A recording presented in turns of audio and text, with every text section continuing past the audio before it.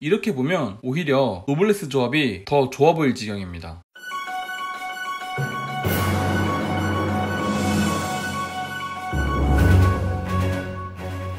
안녕하세요. 가격표 번역기 차파고입니다. 오늘 제가 번역해드릴 자동차는 기아의 2020년형 4세대 카니발입니다. 1부에서는 등급별 장단점에 대해 설명드리겠습니다. 그럼 시작하겠습니다. 프레스티지 등급입니다. 3,280만원이고요. 장점 먼저 설명드리겠습니다. 2.2 디젤 엔진은 202마력의 45토크 엔진입니다. 이 정도면은 카니발 몰고 가는데 크게 문제는 없고요. 이전 카니발 같은 경우엔 전동식 파워 스티어링이 아니라 차선 유지 보조 같은 기능이 안 됐었지만 이번 신형 카니발은 전동식 파워 스티어링이 들어와서 차선 이탈 방지 보조와 차선 유지 보조가 됩니다. 카니발같이 장거리 운전을 하는 차는 진짜 이거 꼭 있어야 돼요. 안 그래도 애들이랑 움직이느라 피곤해 죽겠는데 스티어링까지 직접 움직이려면 정말 힘들거든요. 디젤 엔진은 엔진열이 늦게 올라와서 히터도 늦게 나올 수밖에 없는데 PTC 보조 히터는 전기 히터 같은 거기 때문에 바로바로 따뜻한 바람이 나와줍니다. 그리고 이제 기본 등급부터 LED 헤드램프입니다. LED 헤드램프가 확실히 야간 운전 시 밝아서 좋고요. 이전 카니발에선 하이리무진 가도 달리지 않던 이중 접합 차압 유리가 적용됩니다. 카니발처럼 전면이 거대한 차는 고속주행 시 풍절음도 크기 마련인데 이번 모델부턴 차압 유리 덕에 좀 조용하겠네요. 스티어링은 가죽이 둘러지면서 열선도 같이 됩니다. 겨울에 손 안 시려워서 좋고요. 엄마 아빠가 가장 많이 타게 될 운전석과 조수석은 열선 시트뿐만 아니라 통풍까지 기본입니다. 통풍 가지고 옵션 장난 안 치니까 너무 좋은데요. 거기에 운전석에 허리 지지대를 넣어주기 때문에 장거리 주행 시 허리 덜 쑤시게 해주고 좋습니다. 아이들이 가장 많이 타게 될 2열 시트도 열선은 기본이고요. 아이소픽스까지 있기 때문에 카시트 설치하기엔 충분합니다. 통풍이 없긴 하지만 어차피 뭐 카시트 올릴 거면 통풍 없어도 되긴 하죠. 3열 시트는 열선이 없긴 하지만 아이소픽스는 있기 때문에 아이 3명 카시트 태워야 되는 분들에겐 카니발 9인승만한 차가 없죠. 참고로 11인승 차량은 3열에 아이소픽스 없습니다. 그리고 9인승 모델의 3열 시트는 쿠션 팁업 기능이 있어서 좌방석을 따로 접을 수도 있습니다. 그 덕에 박스 같은 짐을 차 안에 넣기에 더 좋고요. 4열 시트는 다들 아시다시피 9인승을 만들려고 있는 시트죠. 그래서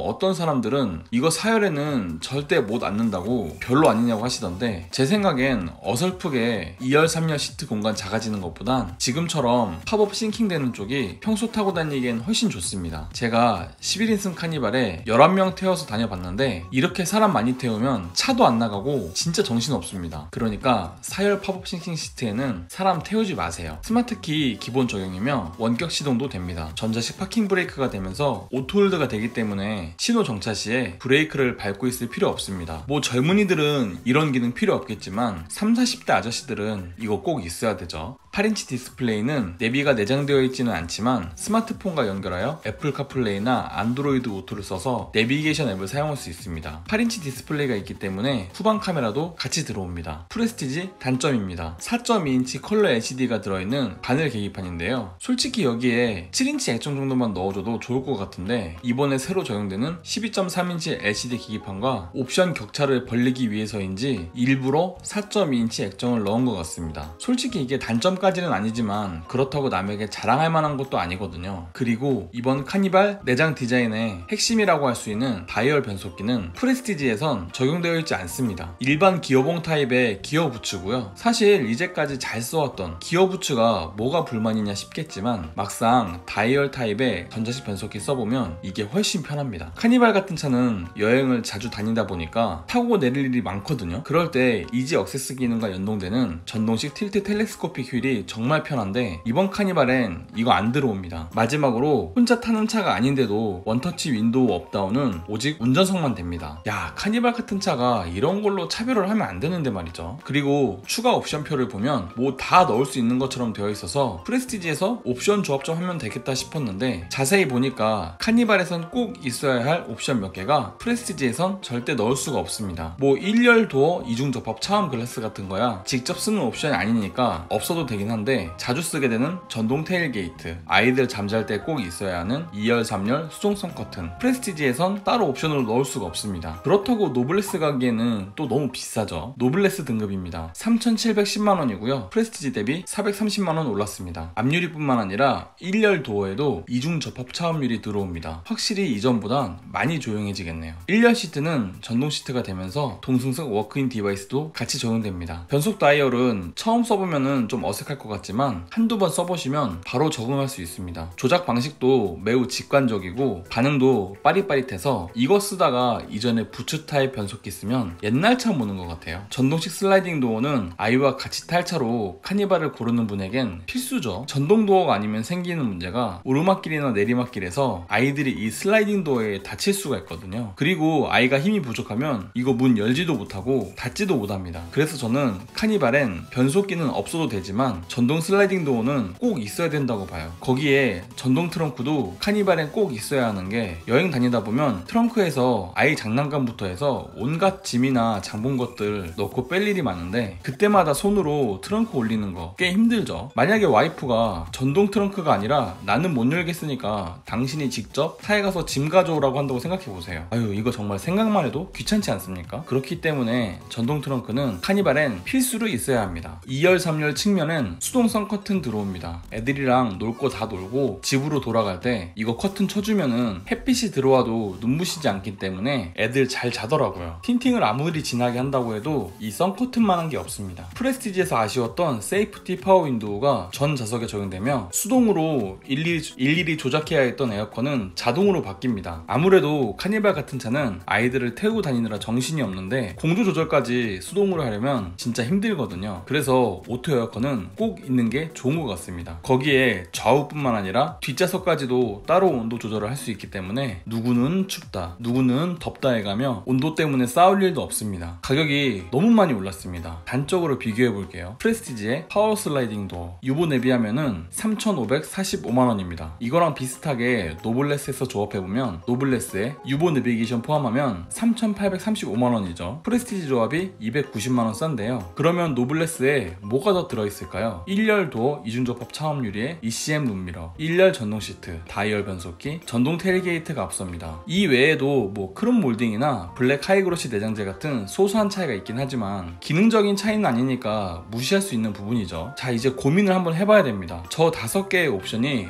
너무 마음에 걸린다 싶으면 무조건 노블레스 올라오셔야 돼요. 그런데 이 5가지 옵션 있어도 그만, 없어도 그만이거든요. 굳이 290만원이나 더 줘가면서 노블레스로 올라가야 하나 고민되는 겁니다. 그리고 노블레스는 앰비언트 라이트나 운전석 이지 어시스트 같은 기능은 따로 추가할 수도 없습니다. 시그니처 등급입니다. 4,105만원이고요. 노블레스 대비 395만원 올랐습니다. 스마트 크루즈는 카니발 같이 방방곡곡 여행하는 차에겐 꼭 있어야 됩니다. 생각해보세요. 운전하는 아빠가 평일 내내 일하고 주말에 또 멀리 다니느라 운전해야 되는데 스마트 크루즈 없이 생으로 운전 다 하면 얼마나 피곤하겠습니까? 그러다가 아빠가 운전하면서 존다고 생각해보세요. 정말 위험하죠. 혹자는 스마트 크루즈를 쓰면 운전이 너무 졸려지는 거 아니냐 하는데 절대 아닙니다. 오히려 운전에 힘을 덜 쓰게 되니까 운전이 훨씬 덜 피곤해져요. 그러니 스마트 크루즈는 꼭 있어야 되고요. 계기판은 내비게이션 크기와 동일한 12.3인치 LCD 계기판입니다. 앰비언트 라이트는 기능적으로 딱히 역할을 하는 건 아니지만 야간에 내부 분위기 살려주는 데는 또 이만한 게 없죠. 운전석은 메모리 기능이 되기 때문에 부부가 번갈아가며 운전할 때 편하고요. 그와 함께 적용되는 이지 액세스 기능은 차에서 타고 내리기 편하게 시트가 앞뒤로 움직이기 때문에 이거 한번 적용되면 이거 없는 차는 정말 불편합니다. 소렌토는 10.25인치 내비게이션 넣어줘서 차가 큰 거에 비해 내비게이션이 좀 작아 보였는데 카니발에는 그랜저나 K7에 들어가는 12.3인치 내비게이션이 적용됩니다. 그리고 내비게이션 업데이트도 예전처럼 SD 메모리 뽑아다가 업데이트 할 필요 없고요. 무선으로 업데이트 다 됩니다. 시그니처 단점입니다. 노블레스가 프레스티지보다 300만원 비싼 건 이해해보겠습니다. 좀 많이 오르긴 했지만 그 아쉬운 옵션들이 필수기는 했으니까요. 그러면 시그니처는 노블레스보다 왜 이렇게 비싼 걸까요? 한번 보겠습니다. 노블레스에 유보 내비, 모니터링 팩 추가하면 3,965만원인데요. 시그니처에서 비슷하게 옵션 맞춰보면 시그니처에 모니터링 팩 팩 추가해가지고 4,170만원으로 노블레스 조합이 205만원 더 쌉니다. 그러면 시그니처 조합에 뭐가 더 있나 봐야겠죠. 18인치 휠과 앰비언트 라이트, 가죽 시트, 운전석 메모리 시트, 220V 인버터가 더 있죠. 이렇게 보니까 저는 여기서 딱 마음에 와닿는 옵션이 없습니다. 가죽 시트 하나 아쉽긴 한데 이 가죽 시트 챙기려면 노블레스에서 컴포트 넣으면 되죠. 그렇게 해도 시그니처 조합이 아직 95만원이나 더 비쌉니다. 하지만 노블레스 조합엔 2열 통풍 시트와 2열 전동 리클라이닝, 확장형 센터 콘솔이 추가되죠. 이렇게 보면 오히려 노블레스 조합이 더 좋아 보일 지경입니다. 그렇다면 비싼 돈을 주고서라도 시그니처를 와야 되는 이유는 무엇일까요? 바로 노블레스에선 나파 가죽을 옵션으로 넣을 수가 없습니다. 근데 그렇다고 해도 이번 시그니처는 너무 비싸기는 해요. 마지막으로 눈 씻고 찾아봐도 추가할 수 없는 옵션이 있는데요. 바로 헤드업 디스플레이입니다. 솔직히 LCD 계기판은 없어도 그냥저냥 탈만한데 이 헤드업 디스플레이는 왜 고를 수가 없는 걸까요? 혹시 카니발에 헤드업까지 몰아주면 아무도 팰리세이드를 안 살까봐? 근데 진짜 그건 아닌 것 같습니다. 잠깐, 그러고 보니 K5는 헤드업 디스플레이가 없으면 오토 와이퍼가 안 됐죠. 그런데 이번 카니발 가격표를 보니까 지금 오토 와이퍼가 안 보입니다. 설마 헤드업 디스플레이 안 된다고 오토 와이퍼를 빼버린 건 아니겠죠. 이로써 등급별 장단점에 대한 설명은 끝났고요. 2부에서는 차파고가 제안하는 최상의 가성비 조합에 대해 설명드리겠습니다. 도움이 되었다면 구독과 좋아요, 도움이 되지 않았다면 싫어요를 꼭 눌러주세요. 감사합니다.